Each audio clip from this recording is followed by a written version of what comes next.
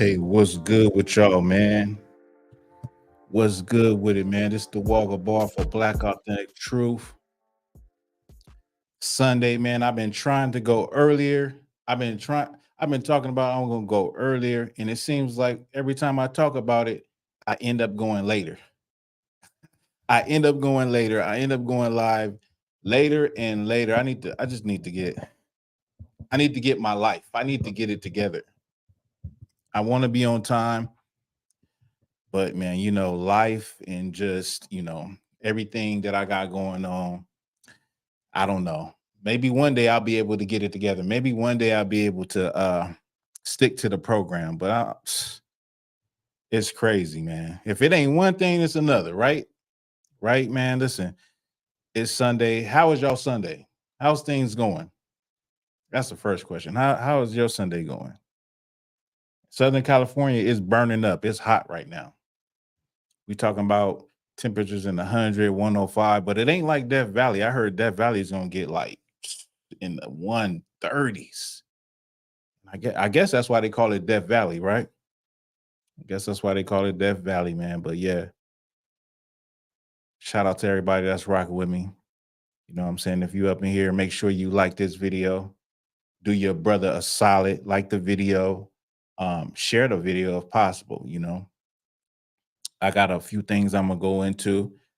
Uh, I won't necessarily do the Black Authentic Truth story like I usually do. I'm going to play a video. This is one of my one of the stories that I particularly like, and not I really can't say I like it, not in a good way, because it's not a good story. It's a tragic story. So, but it is one of those stories that stand out to me. Stand out to me. That's right. Renee Gaines, my Sunday is wonderful. That's what's up. That's what's up, sis. That's my sister right there. You see, man, they say it be your own people, but I don't know, man. With my people, my family, they be supporting me. They be supporting Black Authentic Truth. That's if my family don't do nothing else, and I'm talking about my immediate family, my siblings, my mother, and the people in my circle, they support Black Authentic Truth, man. That's one thing they do. You know what I mean? Um, Black Dazzle said it's going great. That's what's up. That's good to hear. You know, like There's so many horrible things going happening in the earth right now, and that's something you know what, I'm just going to talk about that right now. 4th of July, because many of y'all probably don't know, my Black Authentic Truth audience, you don't know that I teach classes on Wednesday in the ISUPK under Commander Junior Yohana in California, and I teach strictly from the Bible. And I basically forgot about 4th of July. I actually taught the day before 4th of July, and it just slipped my mind. And this is not something that I wish negative on my people. I just understand how things go. And I said the morning of 4th of July, I said to myself, I said, watch, tomorrow morning you're going to hear about all kind of people getting shot. And lo and behold, there's so many stories of people that were unalive on the 4th of July. It's a sad thing. But I see it coming, not just because that's the nature of America and the nature of holidays and all that. It's also a spiritual thing that I see going on, particularly with our people.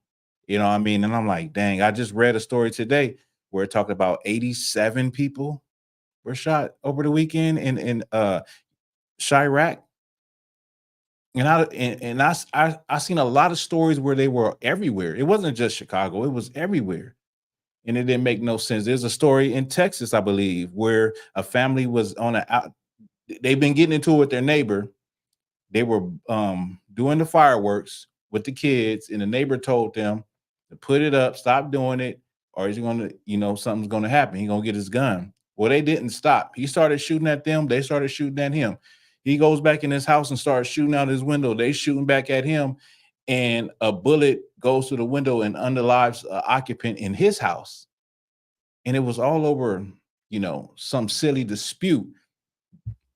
But when you look at us celebrating these things, listen, man, y'all know, like I know, our people was in chains. Our people was picking cotton in 1776. There's absolutely no reason why Black people should be celebrating the 4th of July. Absolutely no reason for it. I don't even believe Black people are patriotic. That's a patriotic holiday. And I ain't met a Black person that is that patriotic, you know? But when you go back to those times and you read what the people said, and you read what the ex-slave narrative said, they said that was a day off. That was a time when they get to get drunk, they get to, kick back. They don't have to go work. And you just see how that translates to today, like in our time, where you got a day off, you don't got to go to work. Uh, you can party, you can get drunk, you can get high, you can kick back, barbecue, you can what they used to call it, frolic. You can frolic, you can do all of those things, and it just translates. Like all of these holidays that happen on a plantation, our same behaviors, we still exhibit those same behaviors as Black people. All right. So yeah, I don't know why we were celebrating the 4th of July. I don't know why we celebrate anything. Anyway, man, I wanted to talk about a few things. Now, I came across this video with this brother. Let me cue this up. Came across this video with this brother. His name is Nick Irvin. He was called the Reaper. He was a sniper in Afghanistan and Iraq, and he's been trending lately, but he has a lot of videos with different people. I think he has a video with Vlad TV. I said Vlad TV. Well, anyway, I never watched the interview. He has a few interviews, high profile interviews on social media where he's telling his experiences in his life. He's wrote a book. I think he's about 37, 38 years old. And this particular one that I saw, I didn't know who he was. I had to do my research and find out who he was. But I seen one where he's, this video I'm gonna show you, he's teary-eyed and he's talking about, how it feels to take someone's life. And mind you, he's a sniper. He was given the name Reaper by his comrades, and you see his platoon, or the men that he was with. He's like the only brother in that platoon. Okay, and let me just pull this up real quick so I can get my thoughts on this. All right, let me see.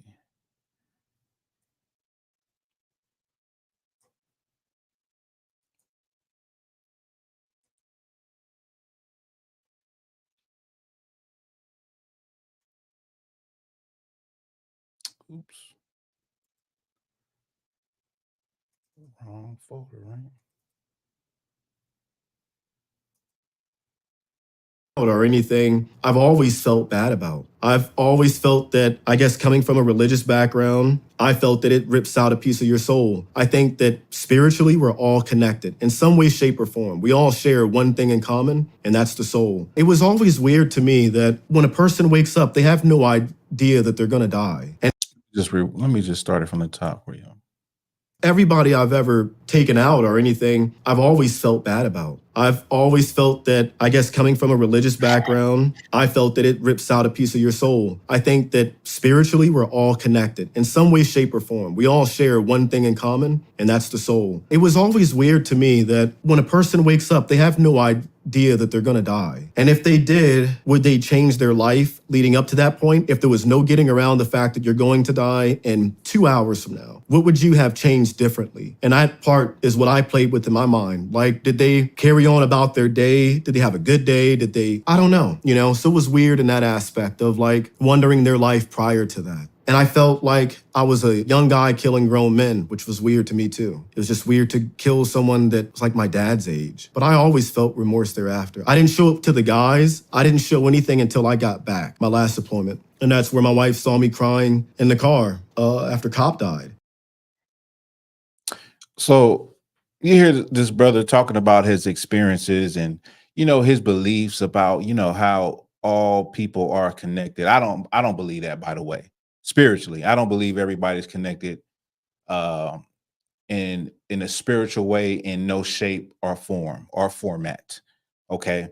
It's pretty sad to hear, and in this one he breaks down a lot, but it reminds me of a book that I was reading when I was locked up. I came across this book because I would read, and this was the first time I've ever read a book that was a book about someone's life, and this book was an ex-military person who basically and it's hard for me to find a book, but it was something like the title was Blinding Light, something like that, Blinding Light or Shining Light or something like that. And the man in there basically was a sniper. In his case, he would say that the United States government would send them out a special unit to assassinate different people, to assassinate leaders of small countries in different countries. I mean, it was crazy the things I was reading, and he said that eventually what happened is he had a breakdown of his body and he got some type of disease where he was bedridden and he would have visions and he would actually relive the experiences, but he would relive the experiences of the people that he had sniped, meaning he would feel the pain that they felt when when the bullet hit them. Okay. But this brother is going through it, right? He's going through the pain of thinking about the lives that he took, wondering if this person thought about what they were going to do later on, or what was their date like.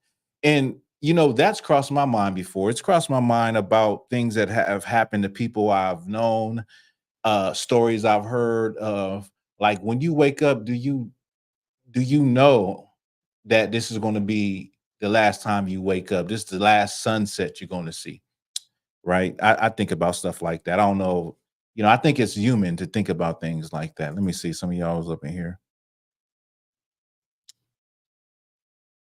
Oh, y'all just up. Hey, Black Rain is up in here. Black Rain 303.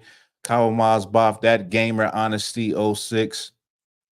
Hey, peace to y'all. Right. So when this is the thing though. This is the thing. I said all of that, and then I go, this is the thing though. This is the thing. This is the thing. What makes this brother different than a brother in Chirac, or a brother in Compton, or a brother in Little Haiti, our brothers, what makes this different? What makes him? My question is he different? He's unaliving people of another nation in the name of patriotism, in the name of, fighting for freedom and for America. You have brothers in the hood that are unaliving one another because they're from a different turf, but these brothers are the same race as them. Is there any difference? Because I know in a patriot's mind or a white supremacist mind, they would count him as a hero. They would count this brother as a hero. And I'm not taking nothing away from this brother and his experiences, right? I'm not taking away. I don't have anything against this brother. When I just want to make that point while I make another point. Now they would look at him as though he's a hero. He has 33 confirmed kills as a sniper. 33 confirmed kills. His gun is named Dirty Diana, right? What's the difference between him and a brother that's lost in the streets that unalives or is hell-bent on unaliving someone that looks like him? There's nothing that is different. They're both wrong. They're both the same. He is no better than a brother that is unaliving his own brother just because he lives across the town and he lives on another turf. He lives on the other side of the street. He's no different. It's even worse because he's over there fighting for the freedoms of America. He's unaliving people that would have no problem with him. They would have no issue with him. You hear the stories about Black people in Vietnam, and the Viet Cong is telling them, Black man, go home. This is not your fight. Black man, go home. This is not. They would play it on the radios. They would play it like propaganda. They would play it on speakers real loud to get into the head of Black people. This is not your fight. Our problem is not with you. But y'all seen the video that I played, a couple of weeks back with, and this is from that time period where Vietnam vets came back and they're talking about how they're getting treated. They're talking about it's no point in going. It was no point in going there. They get back and they can't even get a GI. They can't get no benefits or nothing. They come back for fighting for the country. So this brother's over there in Afghanistan. He's in Iraq. He done built a name. He done built camaraderie. And I'm not taking nothing away from that. But this is the point. He's over there. He was over there unaliving a people that had nothing against him and his people. Now he's unaliving in the name of freedoms, patriotism. And he gets back here, he is still liable to suffer the same consequences that any Black male can suffer at the hands of law enforcement. He's still liable to have to wait forever and ever to get benefits from the VA office. But you're unaliving people that actually have no anger or fight with you. They have it with the Caucasian man of America, not the Black man of America. And so my thing is this. In perspective, this brother, I have nothing against him. But it's a damn shame that they will prop us up to go fight for a country that don't even love us. We go and fight for a country that don't care anything about us, but we have bled for America. We have been alive for America. We have been the turning point in battles for America. But yet we still get treated like second-class citizens and like dogs. You understand? We still get treated in a way that isn't conducive to a man of war that went and fought for his country. Right. Let me see. I see y'all saying some stuff. Let me see. It says,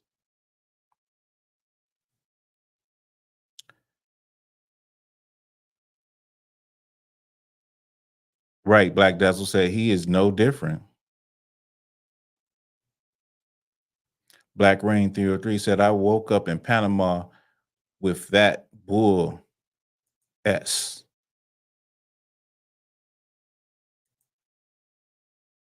You know, and you know, that's why I said this. I said, I don't have nothing against this brother because he seems like a genuine brother, but a lot of our people were gamed up to go into the military and be great in this military, be excellent soldiers, just to come back and be treated in a way where you thought that you was actually loved, but you were not. So we'll go and put that energy into unaliving people for this nation. This nation won't even give you an apology for what happened to your ancestors. This nation won't even give you an apology. This nation looks down on you if you even protest about how you're getting treated.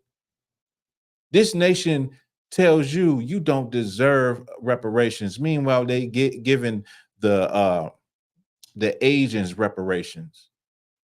They're paying out money to the Israelis, millions of dollars a year. But they give you every excuse in the world not to have to admit the wrongs that they committed against your people.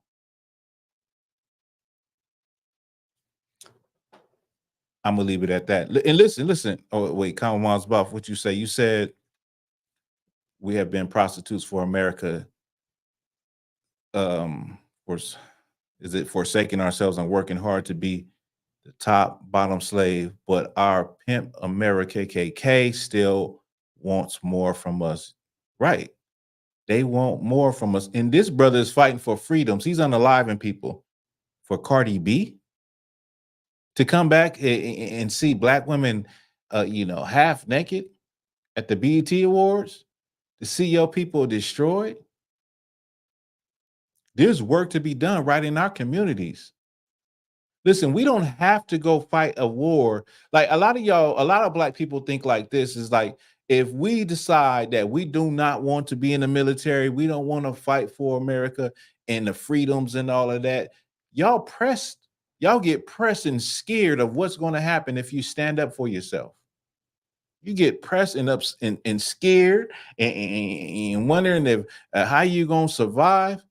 We ain't never needed America to survive. That's a news flash. We have never needed America to survive. Where is the proof? The proof is right after we got out of slavery, during segregation. The proof is the early 1900s, 1911, when they built Weeksville, when they built, in the 1920s, when they built Black Wall Street, Rosewood. That's the proof. In order for us to survive, we don't actually need America. You know who we need? We need each other. All we need is each other. That's it. We don't need America. We don't need support from anyone. We're God's chosen people, y'all. We're God's chosen people. We have exhibited and showed that we can be self-sufficient in past times. And we don't need no help from nobody. We don't. You know what I'm saying? So that's it on that. That's it on that. We do not need help from anyone. Okay. So I'm gonna go to this next video. Now, I want to talk about this because many of us have law enforcement family members. We have family members. This is a good segue into this next story. This happened a long time ago, but many of us have family that's in the military, family that's in law enforcement. We know people that was in law enforcement. We know people that, you know, have experienced things and tell you the ins and outs in law enforcement, how things go. And so I want to bring this up. And this is one of the reasons. This is not just the only reason. I will explain, but I wanted to just tell why I could never tell. I want to explain why I could never be law enforcement. I can never be a police officer, knowing the things and seeing the things that I know. Okay. So let me pull that up.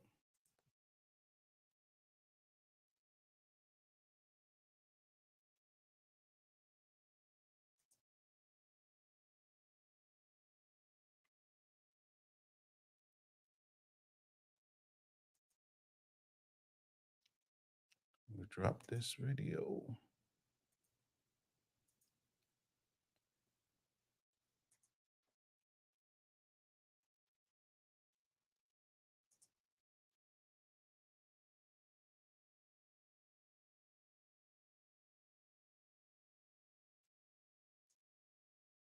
Let me get it.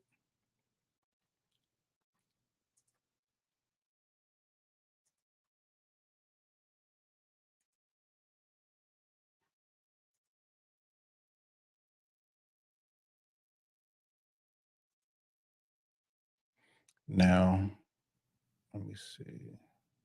Maybe I can make it bigger. I'll just play it. So this is 8 years ago.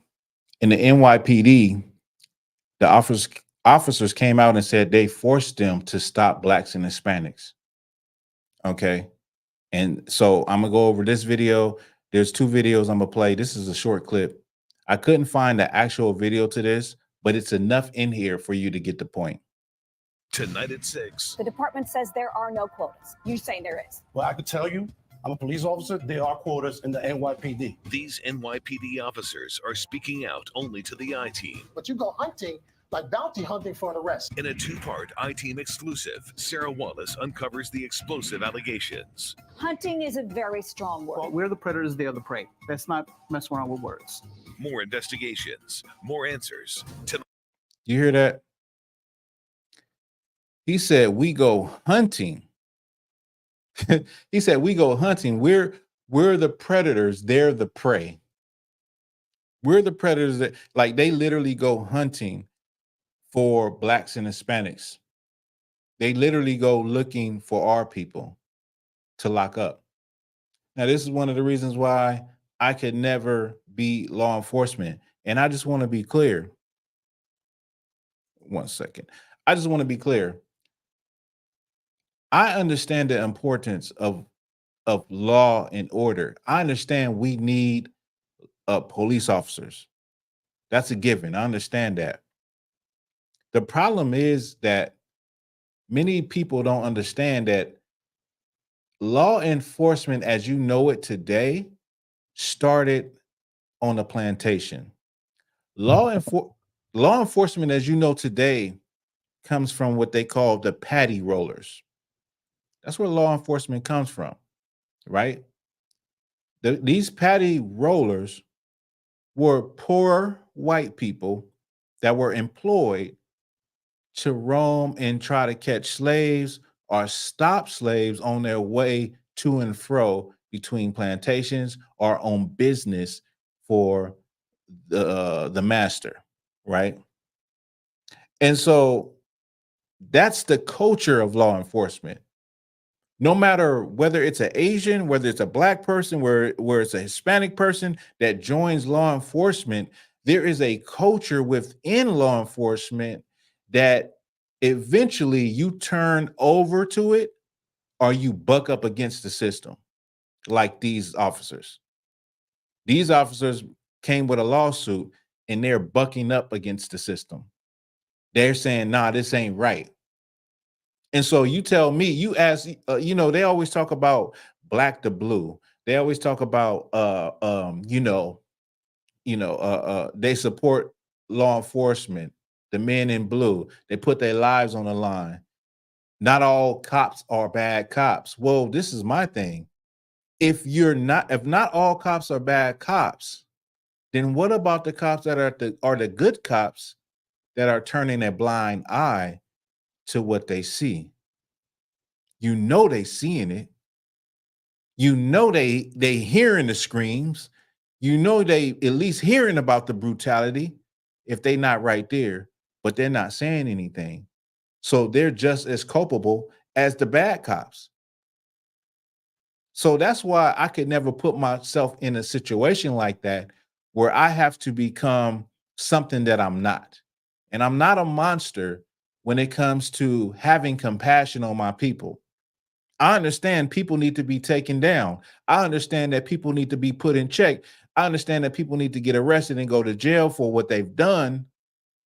But when it comes to racial profiling, when it comes to police brutality, and even though I may not have that same type of energy, I don't even want to be in a situation like that where I have to confront them or I have to, it might turn into a Christopher Donor situation. Like he said, he was a decorated black man in the Marines, left the Marines to get into the police department, LAPD, only to find out that they out there abusing his people. And so he thinking in his head, he going to be a crime fighter and it's going to be on the up and up. And really, you're just hunting black and brown people. That's all it's about, making quota, making these arrests, no matter what. If they homeless or what, just take them in just so you can make your quota. They gave police jobs to people who were psychopaths early on. They gave police jobs to people not to police the good communities, but to police the poor communities. And nothing has changed. Let me play this video. I'm probably talking too much. Let me play.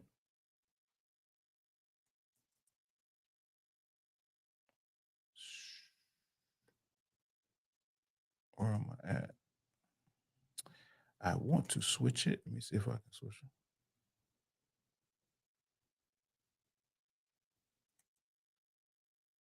Okay, we're already there. Let me see.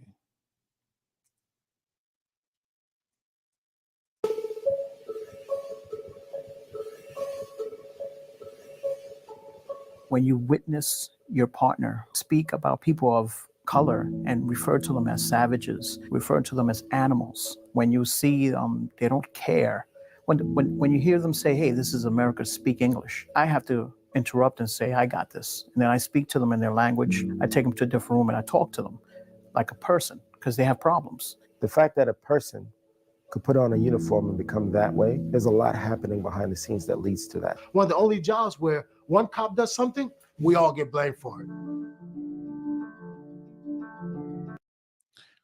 So that's just a little more. But that's kind of the logic behind. And of course, I didn't need to show you this video. What Black Rain said, what hood was he from? The officer. And let me just shout out Black Rain 303.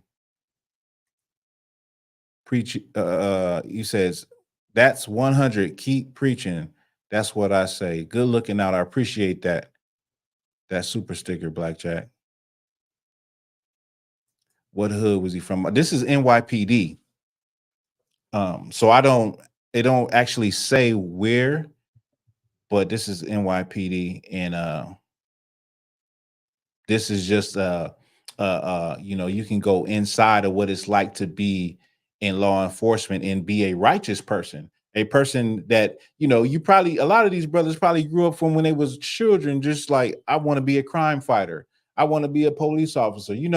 That's one of the main jobs that a kid wants to be when they're a kid. And you ask them what you want to be when you grow up. I want to be a police officer. I want to be a firefighter. I want to be a doctor. Only to grow up and be a police law enforcement and find out that it's about hurting and oppressing people.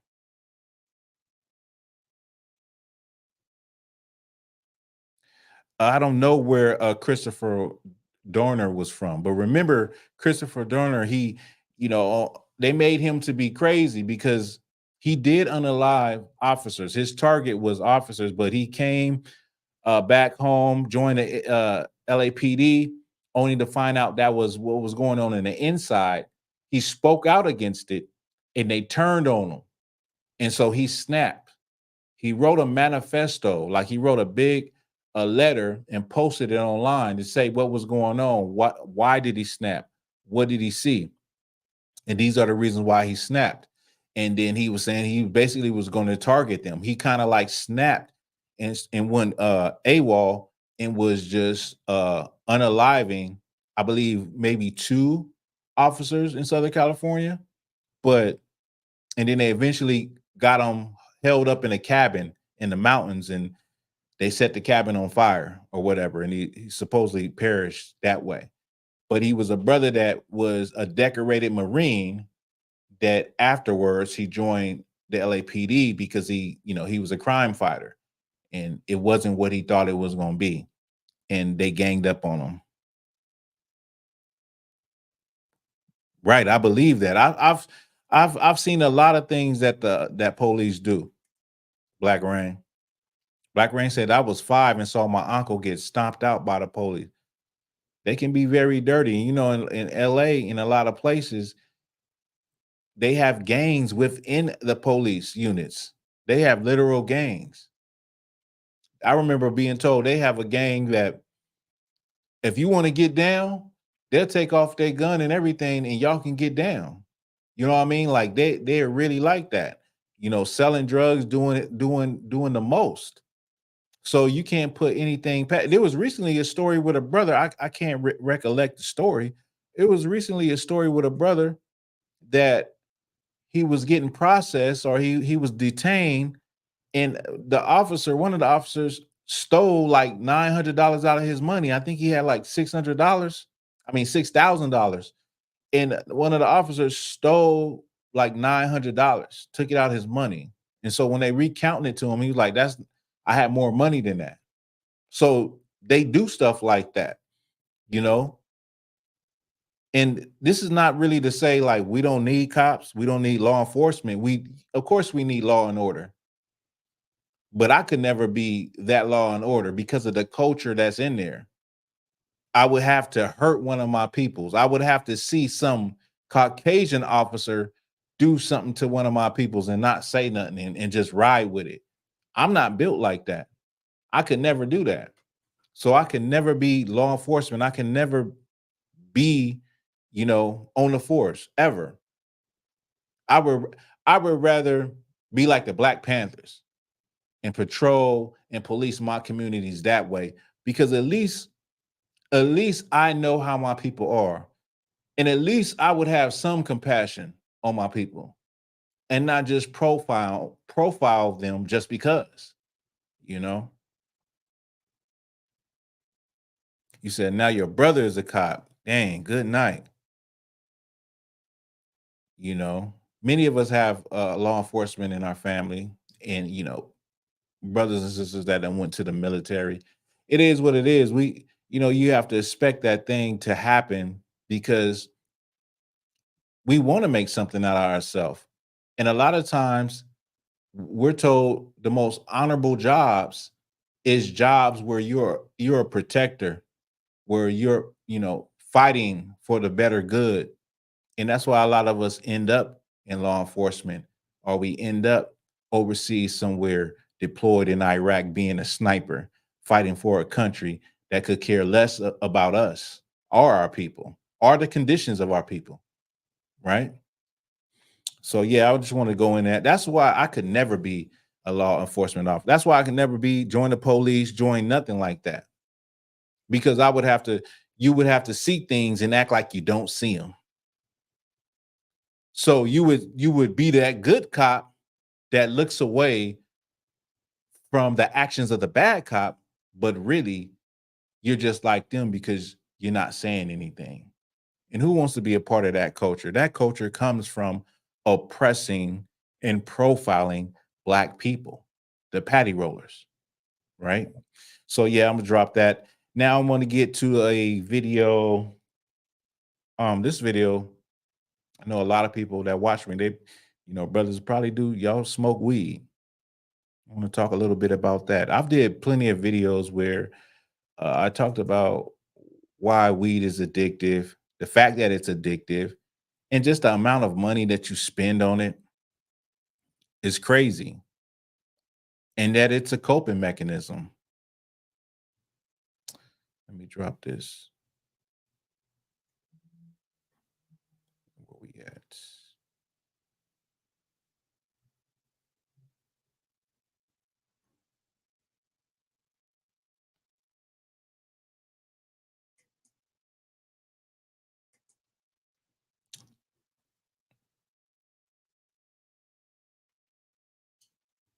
Now, this is a video I came by. Um, From smoking weed. Now, I'm gonna just preface this. I forgot to get his name, so people can go check it out. But just listen to what he's saying. Now he's talking about how he quit, and some of the things he noticed, some of the things he went through after quitting weed.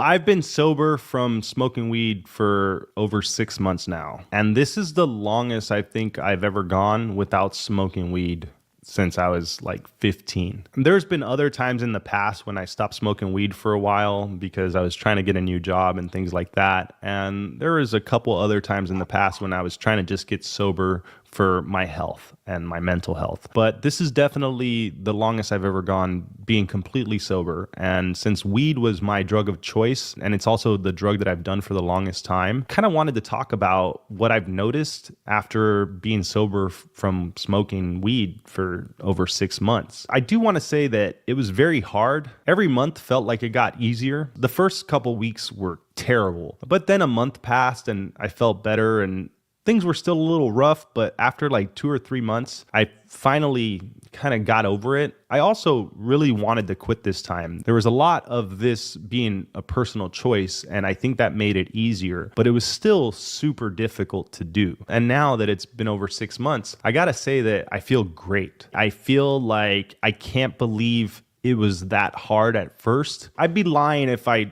said I completely don't think about it, and I live in a legal state, so whenever I drive past a dispensary or whenever I kind of smell that someone is smoking nearby, I think like, that sounds so good right now. But I know that I can't, because I know that I am unable to just be the person who smokes in the evenings or the person who smokes on the weekends, because I've been addicted to it for so long, and I have always been the person that smokes 24/7. I'm finally.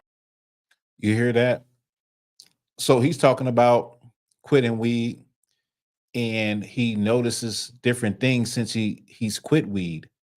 In the Black community, we act like weed is not addictive, but weed is as addictive than any substance. We know that you can be addicted to anything, and so he's going to talk about that a little more, going into it, the reasons why, like, the anxiety and depression.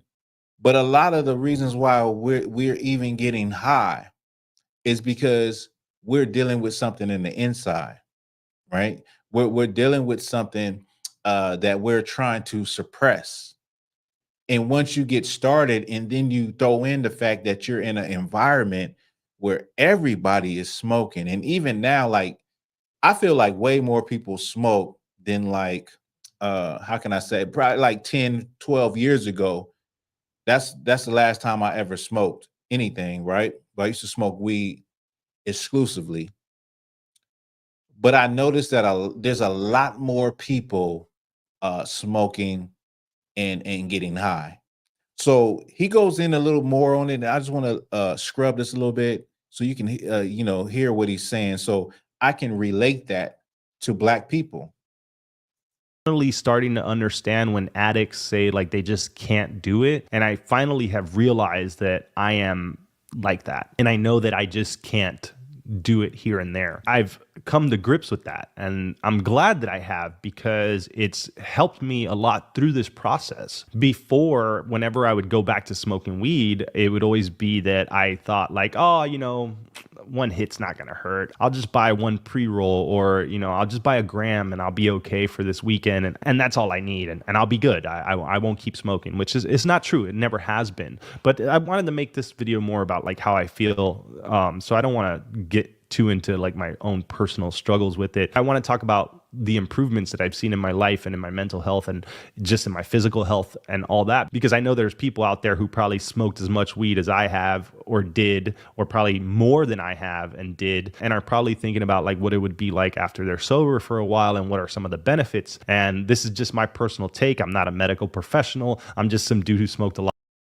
I'm coming to the realization that it's something that is just part of my life and something that I have to deal with. But I want to say that for most of my life, I think that I was self-medicating to help myself with the trauma. And I had a lot of anxiety and depression because of that trauma, but also because of the self-medicating with weed and alcohol. After being sober for a while, I'm noticing that my anxiety and depression was definitely elevated by smoking weed every day. It wasn't reduced, although I used to think that it was helping me with those things, and I convinced myself that it was helping me with those things. And I would see the studies where people were saying like, oh, there's new studies saying that weed does help with that stuff. Now you see that? Now he said he noticed that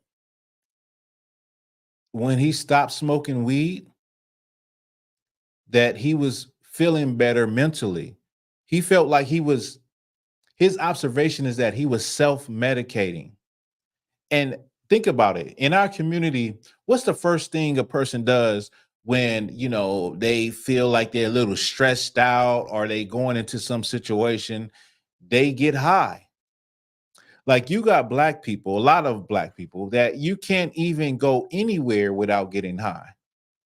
Not to mention that us as a group of people, we suffer from depression and traumas that we don't even understand. And so we're like the perfect laboratory experiment, the perfect people to pick up a drug and get addicted to it because of all of the stuff that we've been through. They say generational trauma is passed down.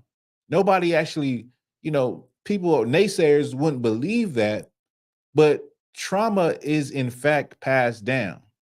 And I always use the example because the example from 9/11, right? You have people that were not alive when 9/11 happened, but the trauma of that day, the experience, the anxiety of that day, everything about that day has been passed on to people that were not there. So if they get on an airplane and they see 7 men with turbans on their head, they're going to feel that it's a 9/11 experience. But they were just a baby. They were just born then. Why? Why do they feel this way? Because trauma is passed down. And Black people are dealing with so much trauma and so much dysfunction that we believe that, any type of abbreviation, any type of high is a release. It's a form of euphoria. It's an escape. It's definitely an escape. But weed is just an escape for about 2 or 3 hours, and then you got to deal with the problems you had before you got high. You know what I mean? But the points that he's making are solid points that I see with, not only that I saw with myself, but I see within my people. And so, like, I go back to that thing that we're the perfect people to pick up drugs and get high. We're the perfect people to be high and act like, oh, it ain't nothing. And we're self-medicating, and we're getting blowed, and we're covering up the issues that we have, like high anxiety from being around a lot of people. You ever notice that if you're a weed smoker, or people who that smoke weed, they have to get high at funerals, family reunions, get-togethers. They have to get high. It's no option. And possibly because some of those people are suffering from high anxiety of just being around a lot of people. You got people that can't do anything around other people without getting high. They have to, you know, that has to be the first thing they do in order to calm the nerves and just to be around people. And then you will say that it's not addictive, but it really is addictive, but it's not addicted to the addictive to the point where you can't stop. It's kind of like mind over body. In order to stop, you have to have a real valid reason and determination to stop. I'm gonna play a little more. The truth is, there's also studies that show that weed amplifies that. And after being sober for 6 months now, giving up. He said there's also studies that show that weed amplifies your anxiety and your depression and your trauma. It amplifies it. Weed for the last 6 months, I gotta say that I realize how much better my depression and anxiety is, and how much worse I was making it with smoking every single day. If you're So this is something that a lot of people won't even admit. We won't admit that, right? That Honesty Gamer said they will spend their last money on a bag of weed, right?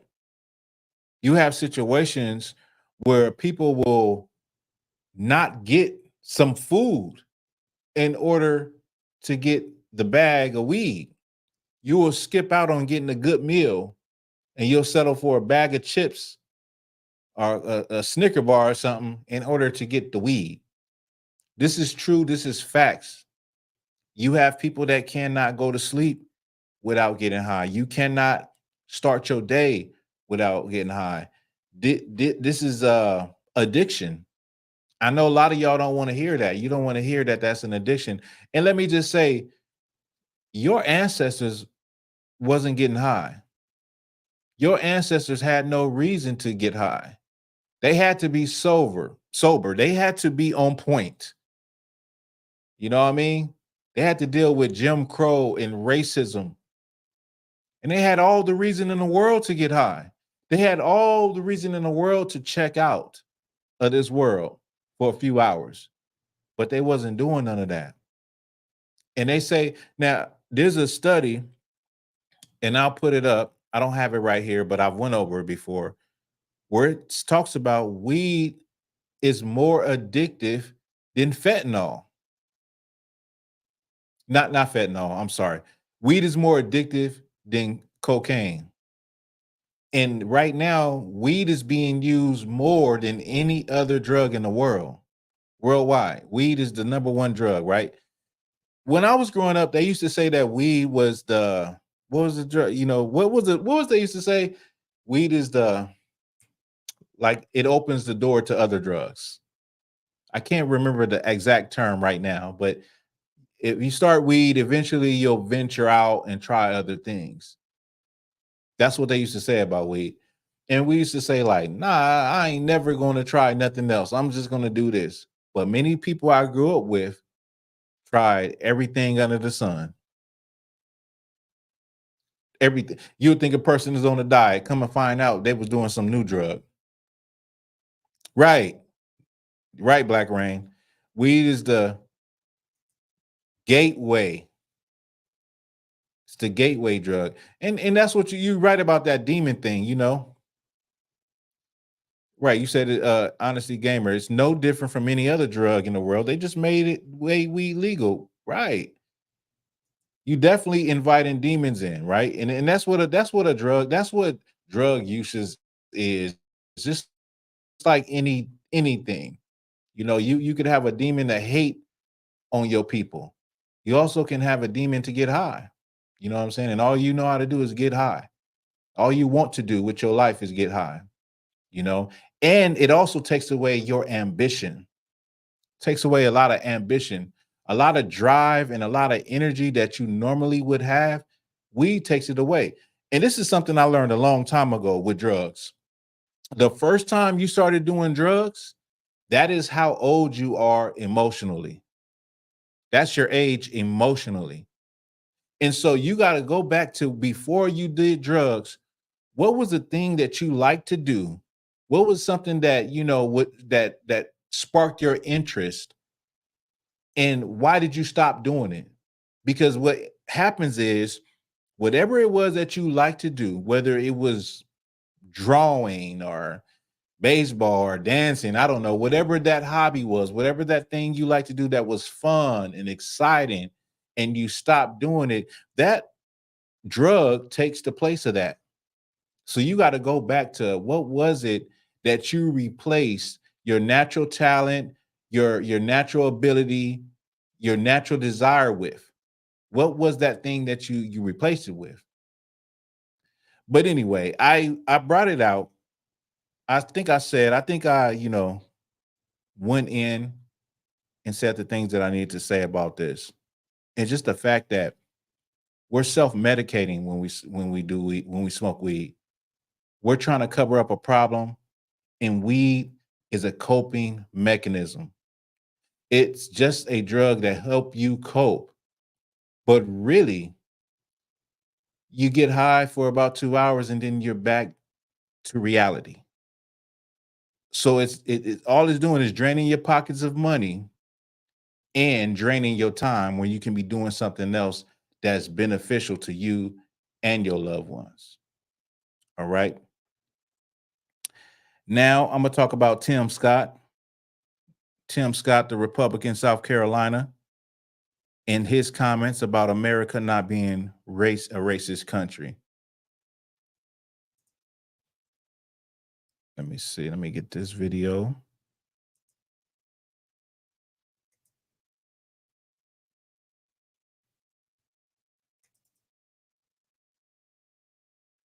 You would be the first.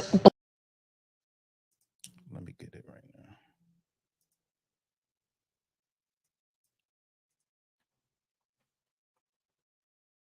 Oh, man. President, you would be the first Black Republican VP on the ticket. How do you feel?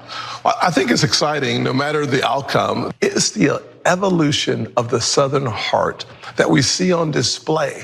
And we Southerners get so little credit for the progress we've made. The whole notion of judging a person on the content of their character, not the color of their skin, has happened. It's not going to happen. It's not around the corner. It's in the rearview mirror. We are living Reverend Dr. Martin Luther King Jr.'s dream. Yeah. You heard that what Tim Scott said. Racism is over in America. The time when Martin Luther King said that I dream one day that we could be judged on the content of our character, not the color of our skin. That time has come and gone, and it's behind us in America. This is somebody that is running for vice president on the Republican side. This is a Black man. And, a lot of people already, you look at him and you already know what time it is. He done grew up in the South. And he's a good old boy. You understand? But Martin Luther King's dream was a nightmare, first of all. And it seems like they always want to refer back to Martin Luther King. Nobody ever talks about the comments that Martin Luther King made, years after the I Have a Dream speech, where he basically said that the dream has become a nightmare. He also said that he felt that he was integrating his people into a burning house. He came to an understanding that integration probably wasn't the best idea. And because of that, a lot of Black people and minorities bank on Martin Luther King, on his speech and his stance on that day, on the I Have a Dream speech. Also, white America banks on it too. And they use that as the platform or the example and the template of how Black people should think and believe and how our outlook should be. But that's not the case. Now he's going to say racism behind us. Right, Kev. Right, Black Dazzle. Absolutely delusional. Kev, he living in a fantasy land. You right about that. And he does love them. You gotta love them in order, if you're gonna say some crap like that, that we don't live in a time like racism doesn't exist. They just came out with a study. Well, not a study. They just came out with the lawsuit for Navy Federal Credit Union. I believe that was that this year or is that the end of 2023? Anyway, they came out with this lawsuit for discrimination because Navy Federal Credit Union, which gives out home loans to veterans, to people who served in the military, is exclusively. Well, it showed that they were discriminating against Black and Latino people. They were giving they gave white people 75%, and they gave Black people like 45%, showing that it was discrimination because the Black people were meeting all of the standards and overqualified as far as the money that they earned, the savings that they had in the bank, their financial standing. And there was no question why they couldn't get it other than their race. And so this is a powerful institution that, bank loans is deciding like where you're going to live, who's going to be in a certain part of the city, who can have a home in this part of the town or the city. That's a powerful institution. And so anybody that says racism doesn't exist anymore, or how does it personally affect anybody or Black people, it still does. It's just under the color of, discriminatory practices. It's just under the color of that. You know what I mean?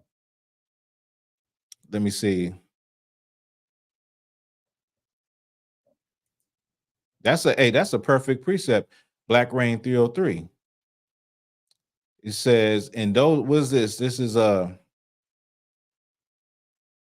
is First Maccabees 1:11. In those days when they're out of Israel, wicked men who persuaded many, saying, let us go and make a covenant with the heathen that are round about us. That's spot on. That's spot on. That is spot on.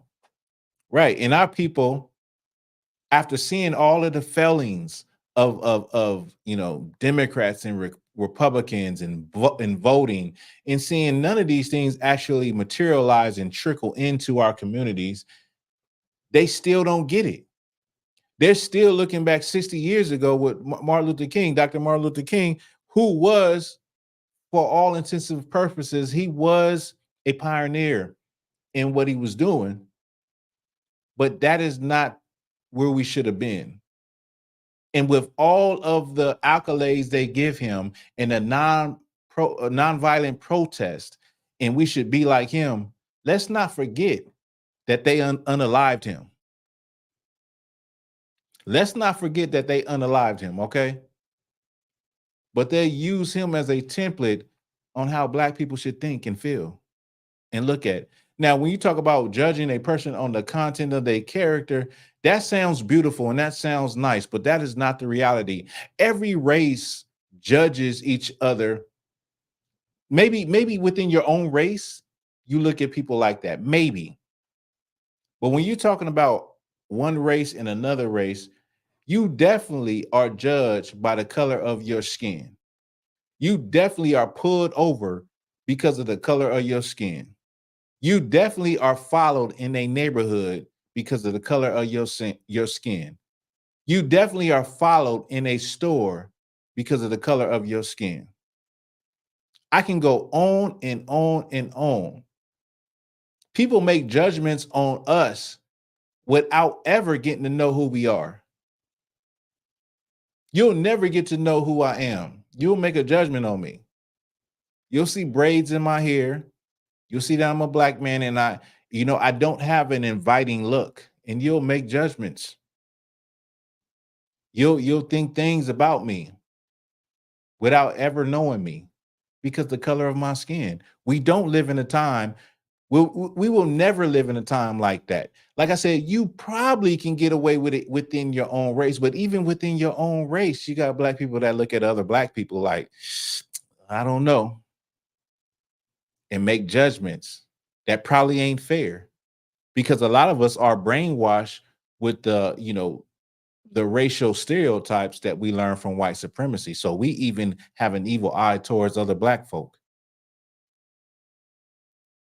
You think about maybe in their community, maybe in the Caucasian community, you know, because that sounds good on paper, but in the Caucasian community, they can judge each other by the content of their character.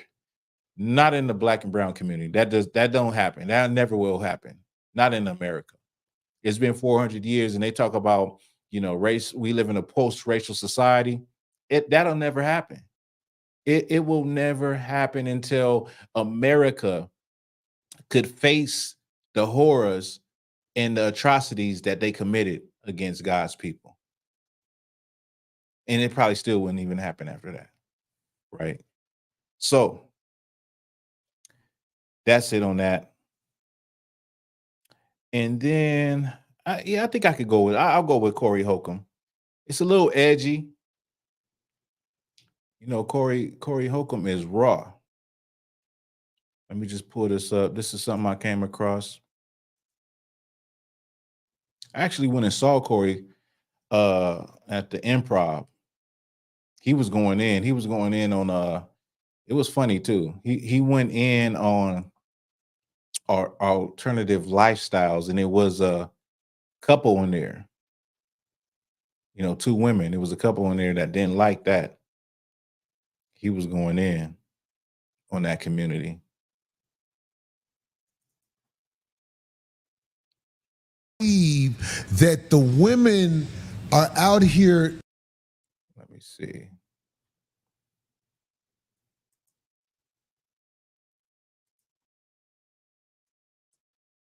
Can't believe that the women are out here trying to demand respect. That's wild. In this cold-blooded city life. Yeah. And they are out here dressed like they want to be snatched up. Yeah. I just sit back and look at it where I'm like, yo, I mean, like, okay, I can't watch this because I know what I think and feel to do when I see these women naked before me. Yeah. And it's a trap. Right. Yeah. You can't act accordingly. There was a time where strippers were easily distinguished from the rest of the women. Right. Now, dressing like a whore is what you do when you step out the house. So this is Corey Holcomb, and you heard what he said. I don't even think I finished it. Let me finish it. Hold on. It's easy. It's easy and common to look fine, fuckable, and sexy. Right. But way harder to exude grace, poise, sophistication, or elegance. A wise person told me that. So what Corey is talking about, what he was talking about was, I guess I didn't see, but the BET Awards where I guess it was a lot of sisters wearing outfits where they were just half naked, sisters that were wives to men, and you know, all of the, you know, the madness and the twerking. What I relate that to is just social media in general. What you see a lot of that. You see, and one of the points he made was that, you know, it used to be a time where strippers, they dressed a certain way and you knew who they were. Now you really don't know who's who, or that line is no longer there because everyone dresses very, very revealing. I mean, some of the clothes that they wear nowadays looks like lingerie, but they're wearing it as clothing. Exactly the point what was at the BET Awards. I seen some of the pictures since I seen this video. I seen like Little Mo, Remy Ma, different women. And, you know, there is no modesty or any elegance anymore when it comes to dressing. And I just want to emphasize on social media and in that world, because if I walk outside, you know, I don't really see women dressed like how you see women online. So that's why I like to go back to social media isn't real life. It's not really real. Now, is anybody complaining about these half-naked women online? No.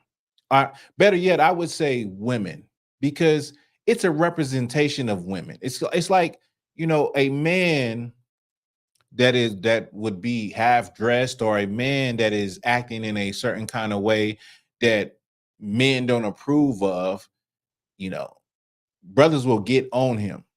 Brothers will talk him down and all of that. But the way that a woman dresses, particularly in this day and age, particularly on social media, you see the posts where you come on there and it floods your timeline. Like, you don't have to watch that stuff for you to see it. But there's videos of women just half naked, twerking, just walking, just to show you their body. And I said to myself, man, I had to look into it. I did some research, and I went online in like some Reddit forums, and there's people that's really angry about this. And I'm talking about, Caucasian people angry. Kens and Karens get angry, talking about, why is all this stuff always on my feed? So I realized that it's not just me, it's everybody. And sooner or later, they're going to shove it down the throats of everybody. And I said they should just make a lane in a category for all of this crap. Turn it into soft porn, turn it into pornography or whatever. Just make a lane, because when you go on these things, when you look at them, they have thousands and millions of views. Of course, because it's a half-naked woman. Of course, it's going to have, it's going to get all the views because it's a half-naked woman. And so I feel like all of that crap should be in its own category, separate from content creators that have something valuable or educational to offer to people, or even if it's somebody that's cooking. I think it should be a totally different lane so they can compete with one another and wear the skimpy stuff and get as half naked as you want to with one another for content, because it's really thoughtless content. And I hear people say, well, why are you sexualizing a woman? Why is a woman sexualizing herself? Why is she half naked? And we as men and women, we are different genders, and we are attracted to the natural. Normally, let me choose my words wisely. Normally, we're attracted to the opposite sex. And we know what sex appeal is. And we grew up in a place called America, where it shoves sex appeal. It pushes the drugs, money, and sex appeal down your throat. They used to sell hamburger, put a half-naked woman selling a hamburger, selling a car. They know what it is, and we know what it is. And this is the society we grew up in. So now we have people that get upset if a man is thinking the way he's thinking after seeing a half-naked woman. He's not sexualizing her, but it is what it is. It's normal. That's the society we live in. We don't come from the hills. We're not from some random tribe in Africa where people are, some random tribe, they might be naked all day around each other and it's not a big deal. We're from a society that is all about sex appeal, right? And they shove it down your throat. And that's how you come up. We came up knowing that, this is a woman trying to be sexy. This is a woman that is not trying to be sexy. It is what it is. And so I might be getting off, but let me see. I'm gonna read some of y'all comments. Black Dazzle, what does your billboard say about you?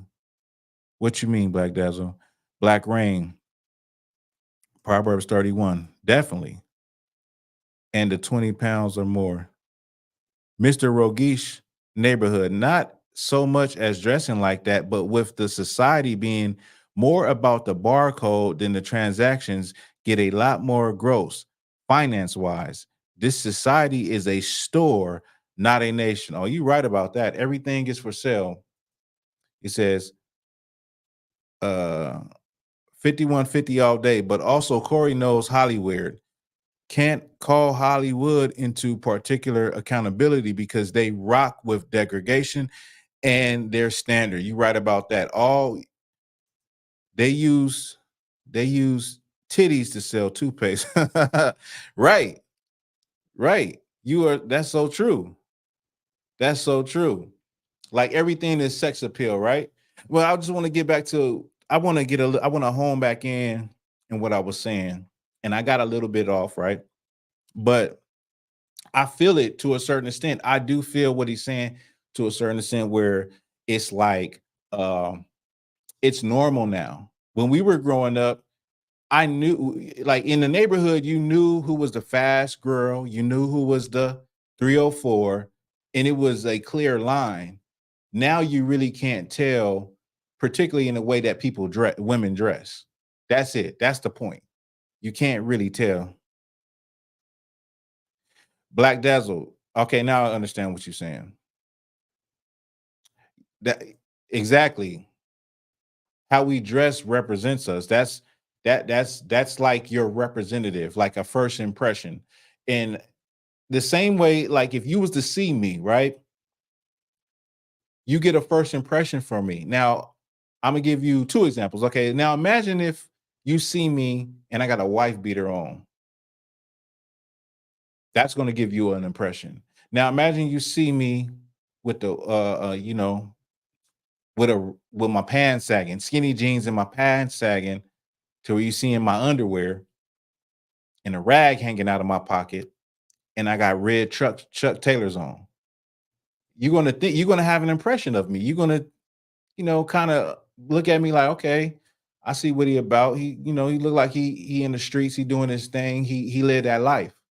The same way if you look at a woman and everything that is supposed to be a secret part, everything that is supposed to be in private is busted out and you can see it.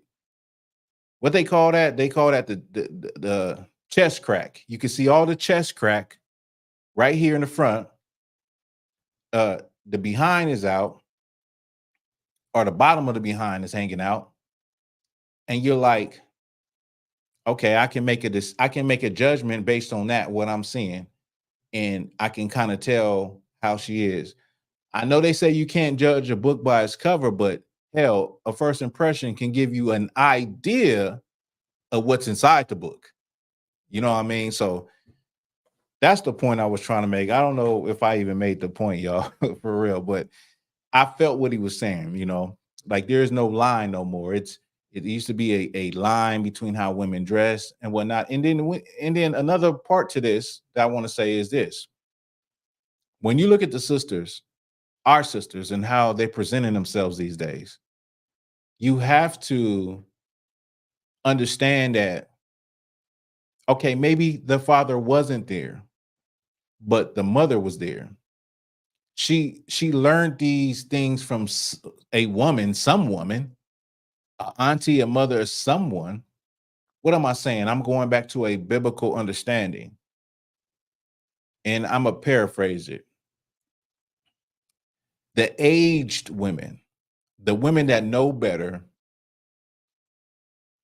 it's up to them to rear and guide and teach these younger sisters these things: how to dress, how to present yourself, how to speak, how to be elegant, how to be classy, how to carry yourself in a way where there is a difference between you and, just some random woman. And that's not happening in our community. It is not, you know. Um, yeah, so that's my thoughts on that, y'all. That's my thoughts on that. Now I want to go to um I was thinking about the materialism. I think I spoke about this. And let me see. Let me just screen share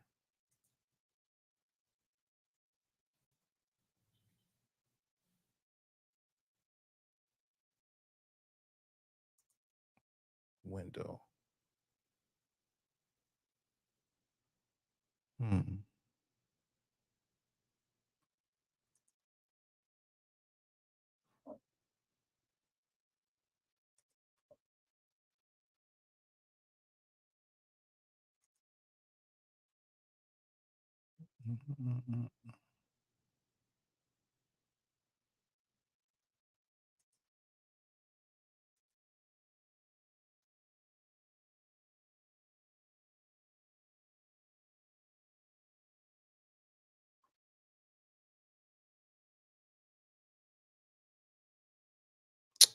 Trying to see. Y'all just bear with me. What you say, Mr. Rogesh? Let me see. Put you up there. Oh yeah, definitely. If you old enough, you know about Girls Gone Wild. Yep. Yep. And you know, Mr. Rogesh, I'm glad you brought that out because that thing it just shows how we just follow them. We may not follow them right away, but give it about 5 years, about 10 years, and we'll be right on board with that new thing. And that Girls Gone Wild, that was strictly them. That was not us. And then eventually, you know, we got in that scene. I say that with the pornography, with all aspects of degenerate life and deviancy that America promotes. We may not jump in it right away, but eventually our people will hop right into that thing. I remember like yesterday, before it was a wave of black LGBTQ, right? Like around the time of like 2008, 2007, that's when a wave of black people started to change over and follow that. Not saying that they didn't exist before, but the fact that Barack Obama made it more permissible is when you start to really see our people just flock and come out in droves, you know. And it just goes back to a people without an identity, a people who are the lost sheep, a people that have no real leadership. We are like we're like what is it, a empty slate. We're like a brand new notebook that you can write whatever you want in that book. You can give whatever instructions you're going to, and we will follow along. We will follow.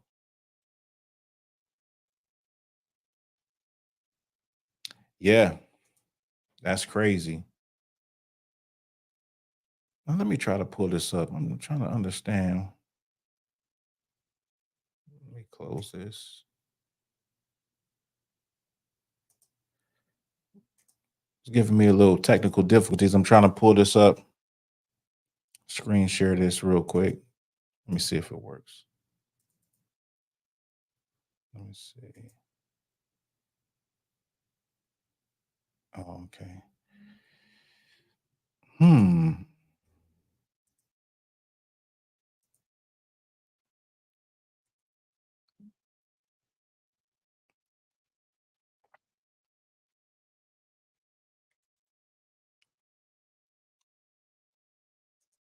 Let's see. Let me try one more time.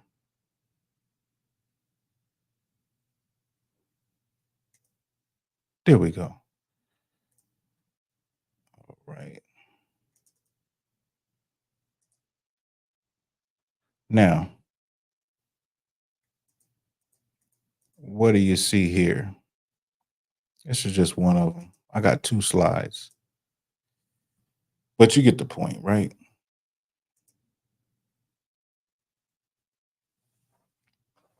I want to talk a little bit about our materialism in the way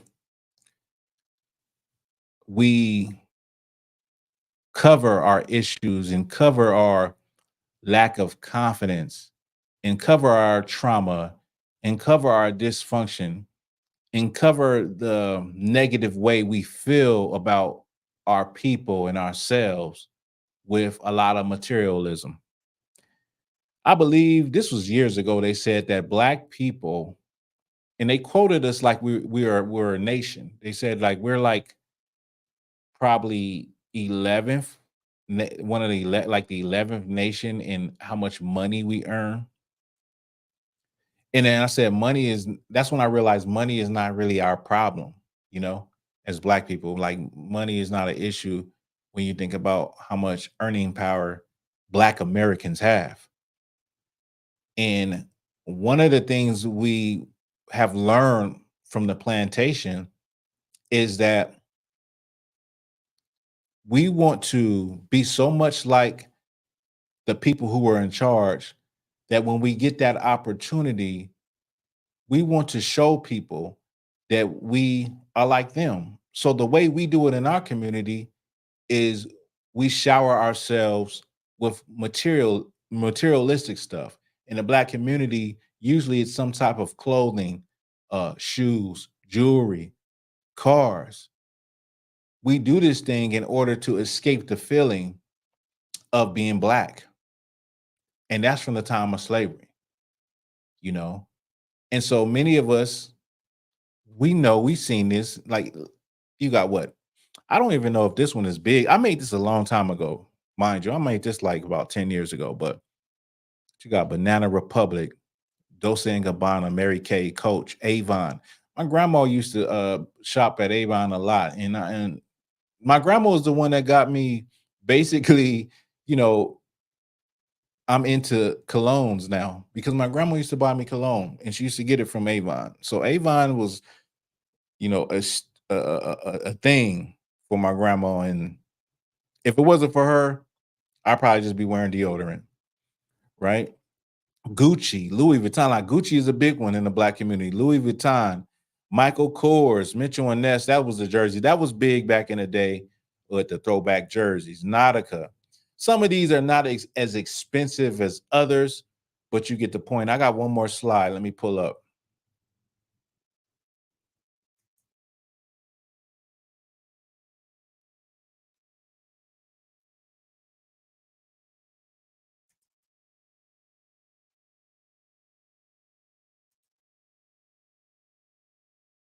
Let me switch it.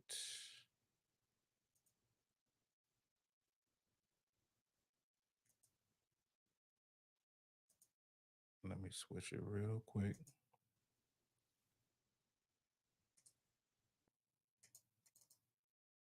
This one right here.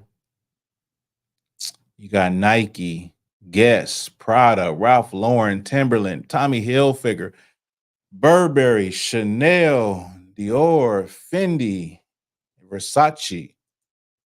Right? These are some of them big names. This is the stuff that this is what we love in the Black community, and this is what we, you know, we focus on and for the status and for the look. But I want you to really look at these people.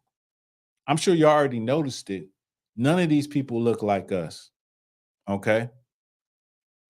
None of these people look like us. None of these people, I can go and say none of these people care about us. You know? None of the, well, they make money off of us, but everybody does. Everybody makes money off of us because we're constantly trying to find our place. We're constantly trying to validate ourselves by wearing this stuff. And I you know, I've never, okay, out of this, of course, everybody had Nikes, you know, Nikes. And let me just say this. I'm not saying there's anything wrong with having nice things. I'm talking about materialism. I'm talking about like going above and beyond, especially when you don't even really have the money to get this type of stuff, but you still will go broke to get it. Kind of like when I was talking about weed, like you'll still choose, you know, junk food over a good meal just so that you can manage to be able to get your herb, your weed and smoke. Same with this. In order to put up that image, we'll go broke. But I know a lot of y'all women, y'all will run credit cards up the ringer to have these things, to have, you know, the clothes, the cars, the you know, have everything done, your nails and all of that. And I'm not saying it in a bad way. I'm just saying that sometimes this stuff is very unhealthy, and especially with our community, because if you really look around, we're the only people that is flaunting and wearing this stuff like that. Now, I grew up rocking Timberlands. I used to rock Timberland boots. I'm from the West Coast. In high school, we used to rock Timberlands, Wallabies. What else was big? FUBU, of course, Nikes, and of course, Jordans and stuff like that. Ralph Lauren was big. Pelly Pell. I don't think Pelly Pell is big like that, like these big names, but Ralph Lauren, Tommy Hilfiger. And yeah, just give you case in point. Me, I didn't grow up with money, but I was fly in high school. You want to know why I was fly? You know why I always had polo shirts on and Tommy Hilfiger sweaters, jackets, because I would go into the department stores and I would boost it. I would steal it. I would steal so much that I would come to high school, I would come to school and I would sell it. I would be selling Ralph Lauren jackets, Tommy Hilfiger jacket. But what pushed me to do that? You see, I'm just caught up in the twist of materialism. As a youngster, I was caught up in that. Caught up in that thing where we feel like we got to get, this is what we need to get. We need to have the Eddie Bauer. We need to have the Ralph Lauren.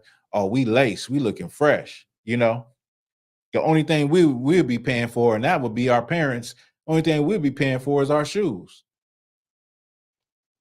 But as far as clothes, we was boosting.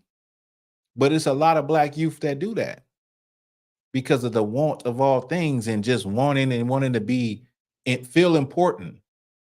And that's how adults feel. They feel important when you got on you feel important when you got some Balenciaga shoe. That's which one ain't up here.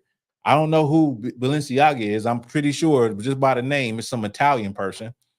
But you feel important when you got on these designers. You feel like, okay, I'm somebody. I'm not like all of the other people, all of the other slaves. I'm not like them. I'm different. I got a Gucci belt on. I got a Gucci hat on. This hat cost $400. And I would just say that it's okay for us to, whatever. Listen, you work hard for your money. You should be able to get whatever you want to get with it, right? So I'm not against that. I'm talking about the materialism, the over influence of these brands that we think they actually make us look a certain kind of way. And really it just makes us look more broke and more like a fool. Okay? Because the real value that we have is within us. It's inside of us. It's our character. It's how we carry ourselves. Case in point, you can go to the thrift store and find some clothes that look just as good. They don't cost just as much. They don't cost nowhere near as much as the stuff you could get from a department store versus the thrift store. But what's the saying? It's not the clothes, it's how you wear them. That's really talking about you as a person. That's talking about the energy that you let off. And clothes can't give you that energy. That energy is in you.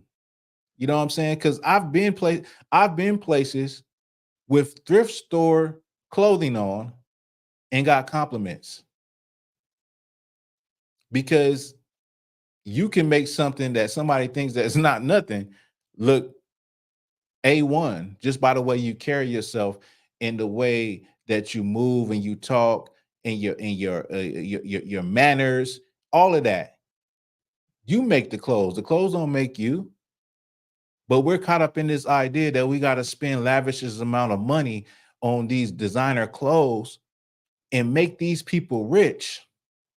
These people are super rich. I ain't going to say these people, these families, because what you're looking at is generational wealth. This stuff ain't going nowhere. It's staying in the family and getting passed down to sons and daughters. And the number one people who are the spokesperson without getting paid, who are the promoters without getting paid, is us. We can't even get in a damn commercial or nothing, but people want this stuff because they see us flaunting it.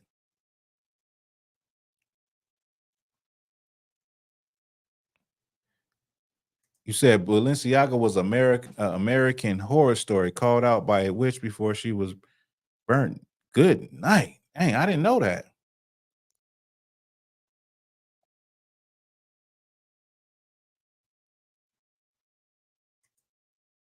Mr. Rogi said, all of these brands got some form of weirdness attached to them as well. And it was always odd that Black people would look past the fact of that brand and still rock it with pride.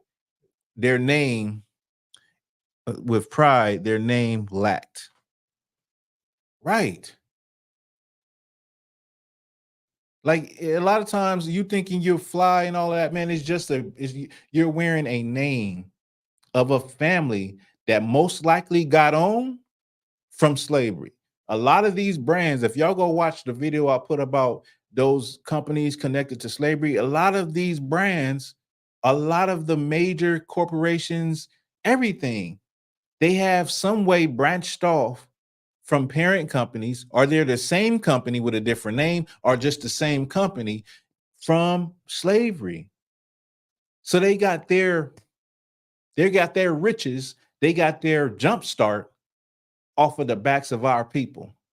And now we're here getting branded all over again, thinking we're looking down on other Black people, flashing your your Gucci belt, your Louis Vuitton purse. Oh, I didn't even put those. What's them purses names? What? Dookie and Burt. Well, I don't even know the name of it, but I hear it all the time. Dooney and Burt. Somebody put it in there. I don't know what it is, but they got a lot of different purses too. You know, purse companies that make these super expensive purses. Oprah Winfrey was in Sweden and she wanted to see one of those purses. It was like $26,000. She asked the store clerk, can she get it down off the wall? The store clerk said no. She didn't know who Oprah Winfrey was. And because she was Black, she thought she couldn't afford it. So there's no point in getting the purse down for her to look at the purse, you know? And so it's just crazy that we don't catch on and see this thing. We don't see like, man, we're making these people rich. That a lot of the money that we done put it. Listen, the money we didn't spend with these people, we probably could have built a city.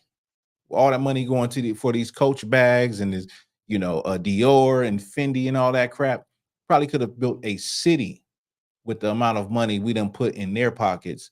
And then we turn around and use it as self-reinforcement to feel good about ourselves and look down on one another. So yeah, that's about it with that, I just wanted to touch on that. And so let me see. Now I'm gonna play a video. This is a video that I've done previously. It's about Fraser Baker, a brother who was a mail carrier. So yeah. Let me get to the comments. Let me get back to the comment 1 second.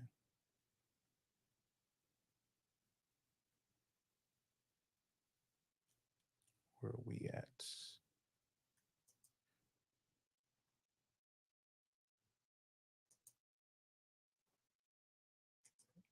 Comments. Mr. Rogish. These families are presenting themselves like companies or brands, and people who are toxically consumer minded is interacting with them as if the commercial value is the only value. A kingdom is within. That's right. That's right. Black Rain 303. Shout out to y'all, man. Y'all be rocking with me. Appreciate that. Let me drop some of these articles. Remove this. All right, I'm going to, let me get this real quick. I'm going to play the video.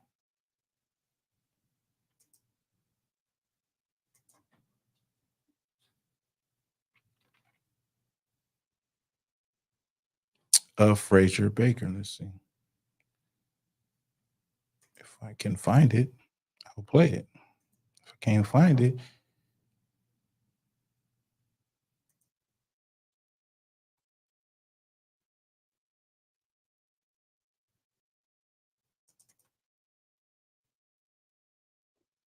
of the United States was elected in 1896, his administration appointed hundreds of African Americans to. After William McKinley, the 25th president of the United States was elected in 1896, his administration appointed hundreds of African Americans to postmasterships across the southern United States. Local white folks did not approve and resented any black office holder. They felt black men with more political power were being emboldened to entice white women. Frazier B. Baker, a 40-year-old school teacher, husband, and father of 6 children, was appointed postmaster of Lake City, South Carolina in 1897. He immediately encountered fierce resistance to his hiring by local whites. They boycotted the post office and started a petition for his dismissal. They said he cut mail deliveries down from 3 per day to 1 a day. This was because of increased threats to his life. In one instance, Baker was shot in the shoulder as he left the post office. Another time, the post office was shot up. Residents accused him of being incompetent, rude, and lazy. Federal inspectors investigated the accusations and found them to be untrue. They decided to close the post office because of racial tensions. This resulted in the locals burning the post office to the ground. The government acquired a new location on the outskirts of town in hopes of calming racial tensions. Baker then sent for his family. The locals remained bitter and hostile to Baker, and he communicated that to the postal officials in Washington. On February 22, 1898, his wife Lavinia awoke at 1 a.m. to their house set on fire, which also served as the post office. The fire had been set by a lynch mob. Lavinia woke up Baker, and Baker sent his oldest son to go get help, and he attempted to put the fire out. His son was met with gunfire as he opened the door. Baker immediately pulled him back in and cursed at the mob. He then began to pray. As flames intensified, he said to Lavinia, "Might as well die running as standing still." As they gathered the children and prepared to make a run for it, his 2-year-old daughter, Julia, was struck by a bullet, killing her as Lavinia held her in her arms. The same bullet wounded Lavinia in her arm. When Baker realized his youngest daughter was dead, he swung open the door and was met with gunfire, being hit in the head and falling to the ground. Lavinia got the rest of the children and fled the house through the back as her husband and daughter lay dead in the burning house. She escaped to a neighbor's house, meeting up with the rest of her children. 3 of her children were wounded and 2 others were unharmed. Daughters Rosa and Cora were each shot through the arm, and son Lincoln was shot in the arm and in the stomach. Frazier and Julia's remains were burnt beyond recognition. The local white newspaper insensitively reported that they had been cremated in the flames. The black community of South Carolina was outraged. They had meetings and petitioned the federal government to do something. In April 1899, federal prosecutors tried 13 white men for conspiring against Baker. However, an all-white jury failed to convict any of the perpetrators. Lavinia moved to Boston, Massachusetts with her children. The surviving Baker children fell victim later on to a tuberculosis epidemic, with 4 children, William, Sarah, Lincoln, and Cora, all dying from the disease between the years 1908 and 1920. Lavinia's surviving child, Rosa Baker, died in 1942 of a heart attack. Lavinia moved back to South Carolina, where she later died in 1947. In 2019, the Lake City Post Office was renamed to honor Frazier Baker, thanks to congressional legislation first put forward by U.S. Representative James Clyburn. Frazier Baker's great niece, the late Dr. Faustina Baker, had these words to say: "We would be remiss if we didn't recognize that we are coming close to 121 years since the painful event against Frazier and the other members of the family. We, as a family, are glad that the recognition of this painful event finally happened. It's long overdue." This is the story of Postmaster Frazier Baker. And your future just might change. The past, the present, the problems, the issues. Ain't nobody us. Look at what we've been through. The heart of a king, the blood of a slave, laying unmarked graves. Yeah. That's the story of Frazier Baker, postmaster. It's not a good story, but it's a story that needs to be told, because we can't let what happened in the past disappear. You know what I'm saying? Like, they don't want to talk about what happened in the past. They don't want to remember our history, and that's fine. That's cool. but we should, if we are able-bodied and able mind and have the spirit to, we should tell those stories, because they have a saying that says never forget. Never forget. And so I don't see myself ever forgetting what happened to my people. These are, you know, a lot of times they talk about, you know, you wasn't there, you didn't live, you wasn't alive back then. Why do you care? Or, you know, I never owned a slave and all of that stuff. That don't mean anything when it's your people. And it seems like they only hold that torch to us. Like we're supposed to just forget about it and move along with our life. We're just supposed to not care about our ancestors.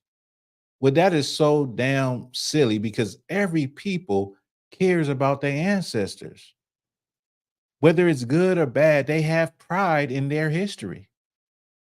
And so we can't even talk about our history without them blowing smoke out their ears and getting upset. And nobody has ever held the flame, the torch to them and put them on the hot seat. Nobody has ever even apologized. The thing they tell you is that you got a victim mentality. Why are you thinking about the past? No one tells anybody, no one tells Jewish people when they talk about the Holocaust, you got a victim mentality. Why are you bringing up the past? It's only when it's us that, you know, that is even presented. It's because we're dealing with a callous, insensitive, unconscionable, beast-like people that only feel compassion when it's their kind. But that's fine. I feel compassion for my people. You don't have to feel compassion for Black people. You know, like I said earlier, I said, you know, Black people would still survive even if everybody turned their back on us. Like literally, like how it used to be in the past. Like it was segregated and everything. I said, Black people will still survive. We'll still survive because our source is not America. That's not our source. Like if it was up, okay, let's just say if it was up to America, we would have been gone. We would be somewhere in a museum. You know, they'd be walking around in a museum looking and saying, oh, this was Black people. This is how Black people were. These are the niggas that was in Chirac. We'll be somewhere standing up in a museum, extinct, if it was just up to America. But it's not up to America. We're God's chosen people. We're not going nowhere. You understand? We're not going nowhere. And if left on our own too, we will survive. We will survive. You give us a year, Black people. We would have then built homes, wells, grids, electrical grids. We would be self-sufficient. Black people have a lot of skills. We were the working force in slavery. We did everything. We worked 16 hours a day with barely any rest. But if you think that I'm going to forget my history, you're going to be waiting till the sun burn out. That's what you're going to be doing.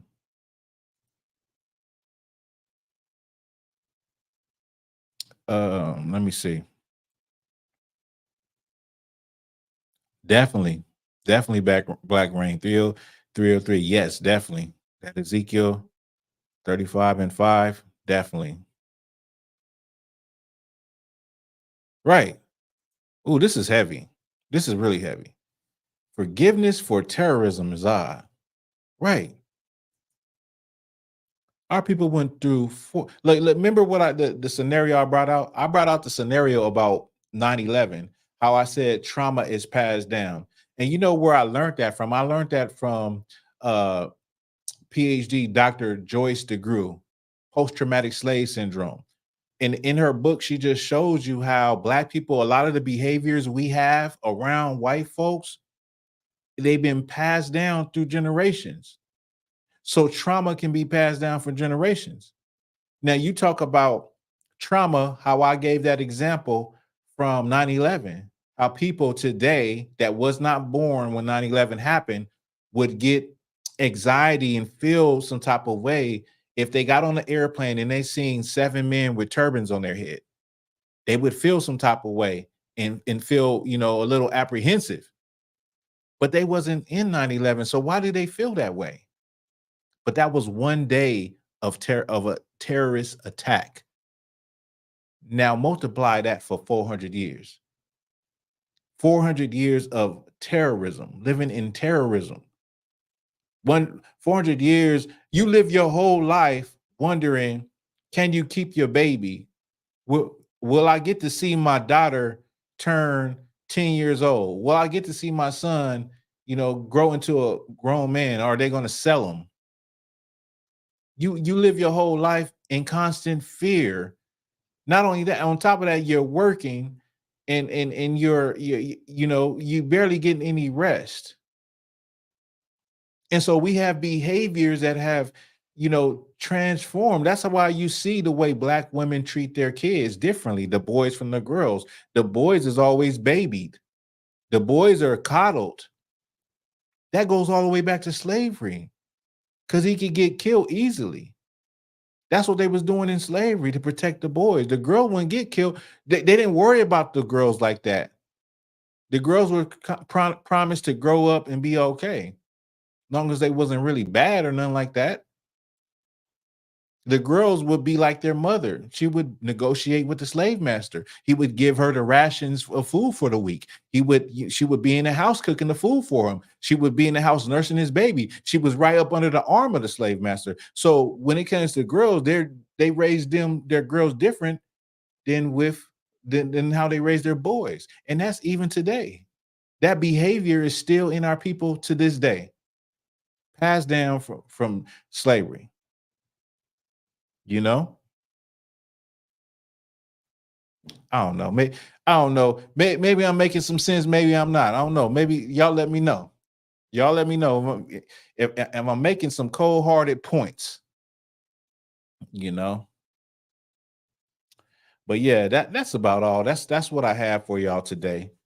There was something else on my mind, but it's not coming to my memory right now. But definitely it'll come back and I'll just put it in next week. Okay. I appreciate all y'all for rocking with me. Let me just go down the line. Let me just make sure I don't miss anybody. Renee Gaines was in the house. Black Dazzle was in the house. Kalmaz Boff was in the house. That Gamer Honesty 06 was in the house. Black Rain 303 always in the house. Let me see. Kev was in the house. Mr. Rogish's neighborhood was in the house. I appreciate you and Black Rain. You know, all your comments and everything and dialoguing. Appreciate that. And that's about it, man. Listen, man, I'll be back. This is Thawahgabar for Black Authentic Truth. I appreciate all y'all. I hope the rest of y'all Sunday, it's 6:22 here. So that means if you're in the East Coast, it's 9:22. If you Midwest, it's 8:22. If you, Texas, 7:22. Man, I hope y'all have a good rest of the evening to your Sunday. All right. And with that, you already know what it is. This is Black Authentic Truth.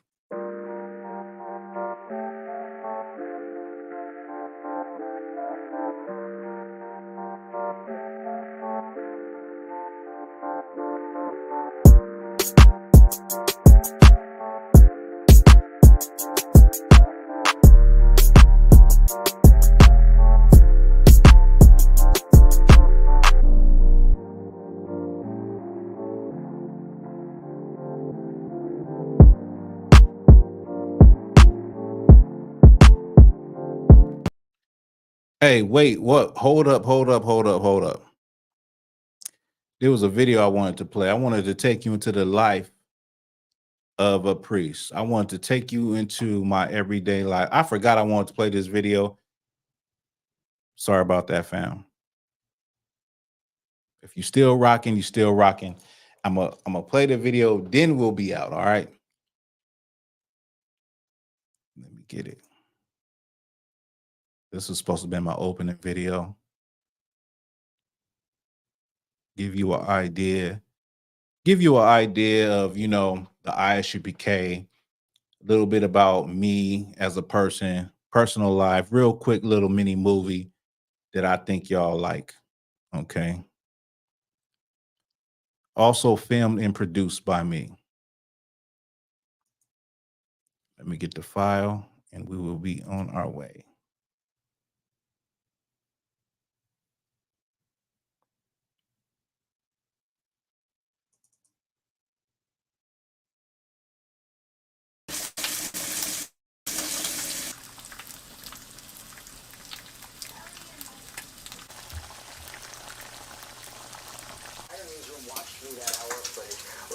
Man, these brothers beat the hell out of that brother. Did you see the video? No, baby.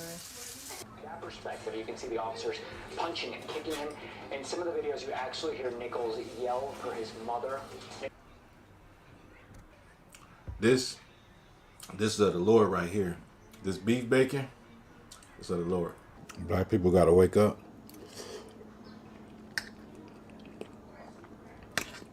See that this whole thing from a different perspective, because stuff like this is just going to keep on happening. I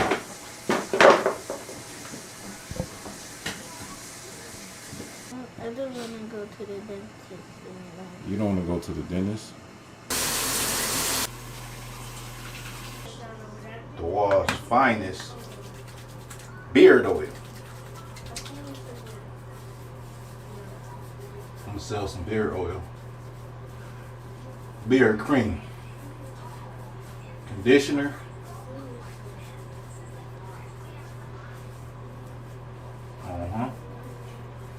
and at the end, you got a little more extra in your hand. Put that on your arms.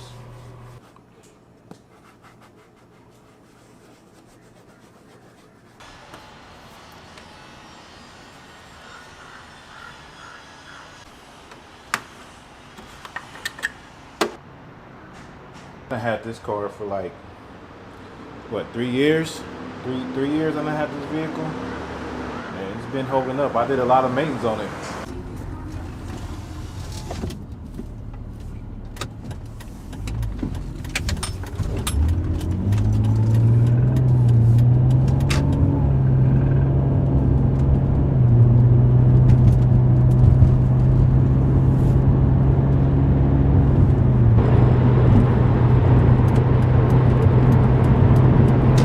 Got about a 45-minute drive, give or take.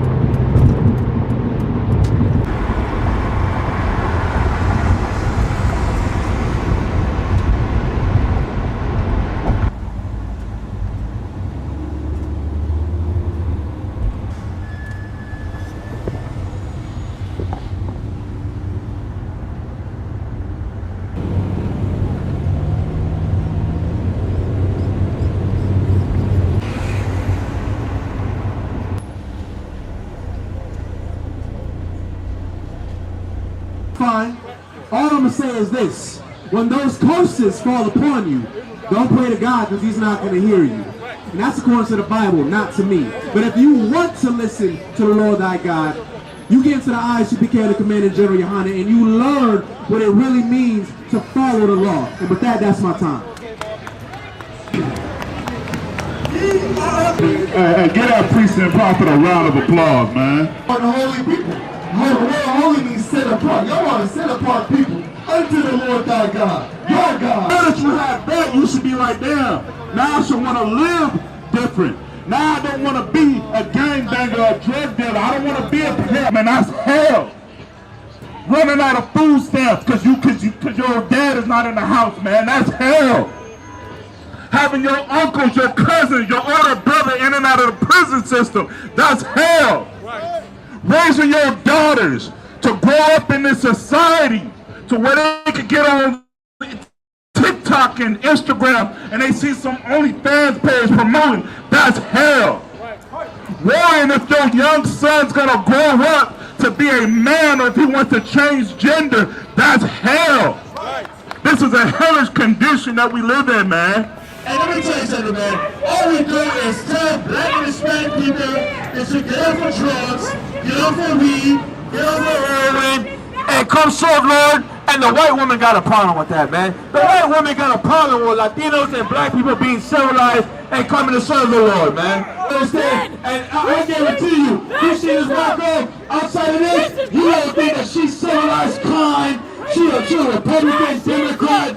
She a politician. Also teach black people to stop celebrating Christmas. Stop celebrating Easter. Stop celebrating the culture of America who has raped, robbed, and murdered you for the last 400 and goddamn years, man. That's what we do. We love blacks, Hispanics, and other Indians. We're not going to prophesy until you smooth things. I'm not going to talk to you about what sounds good. I'm going to tell you the goddamn truth, man. And the truth is that the people that killed Tyree Nichols, they loved America, man. Any society, the Romans, the Persians and the Medes, the Greeks, the Babylonians, the Assyrians, they all had their height and time to rule and be in power. And guess what? This word said that they was going to fall, and they fell. And in the Bible it says America's going to fall. And it's falling right in front of you. And you still don't believe it, man. Even black men who are law enforcement are beating the hell out of other black brothers. No different than brothers in the streets and what they do. Right. Stop and frisk you. They tell you you don't belong in this country, Mexican man and woman. Last I heard, you never hear America. You never even heard Donald Trump mention the high number of undocumented Asian immigrants. Right. He's not locking up Asian kids in those cages. Right. But he is locking up so-called Hispanic kids. He is locking up kids from Mexico, kids from Honduras, kids from Guatemala, kids from El Salvador. We gonna teach the truth in Hollywood, whether you like Ripley's and you believe it or you believe it or not. I was gonna say that. Man, another long day at camp. The demons was out today, man. The demons was out. It was a glorious day, man. We came out here. We did what we were supposed to do. We warred in the spirit, and we'll be back. We'll be back. And like the brother just said, they come down there, they come down there and argue and call him all type of niggas, and he say, "Come, go stand in front of the Hebrews." They don't want to stand in front of them.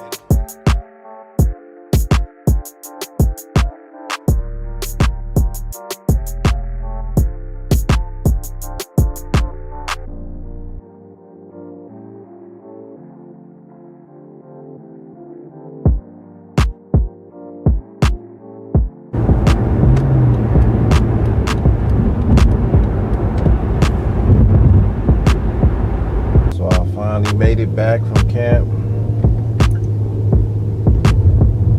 was a long day. A lot of craziness went on today. A lot of demons came out. But the day was successful. Now come close. It is. Because if not, I asked you for your input, but I don't remember me asking you for all of that. Wow. I'm lazy. At least she didn't say that your toenails are so ashy to the point you don't even lotion them. Damn. Gotta go to the slave in the morning.